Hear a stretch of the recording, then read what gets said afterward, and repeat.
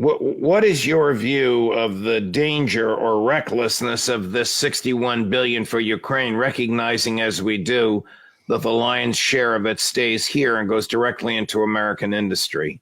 As far as Ukraine is concerned, whatever shows up to Ukraine, as Ambassador Burns and the CIA pointed out some time ago, most of it will disappear into bank accounts around the world for Mr. Zelensky and his little band of men who have been robbing the place blind since they came into power.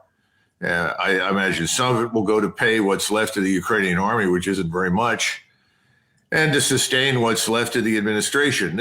I think the hope is that somehow or another, this will conceal the complete and utter destruction of the Ukrainian nation, which is already well underway and sadly is going to continue through the summer. Isn't victory impossible for Ukraine at this point without the miraculous appearance of an army of 1 million men? He hasn't got the personnel, in other words, the people that are trained and armed to do anything. And he can deliver more arms, and he still lacks the human capital. Right now, estimates are that 600,000 Ukrainians have been killed in this war. I'm talking about soldiers. And again, you lose the majority of your force when you're in full retreat, when things collapse. That's when you take most of your casualties. You don't take them when you have an organized structure in place and trained and well-led troops. But when things fall apart and collapse, that's when the losses occur.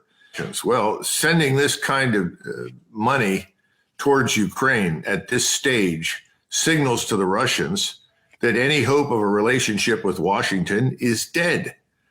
And that's why Foreign Minister Lavrov, within the last 48 hours, was interviewed and asked what would happen if there were negotiations and whether or not Moscow was still receptive to negotiations. And he said, yes, we will be receptive to negotiations, but keep in mind two things. First of all, just because we negotiate, we will not stop fighting. We will continue until we have achieved all of our objectives militarily.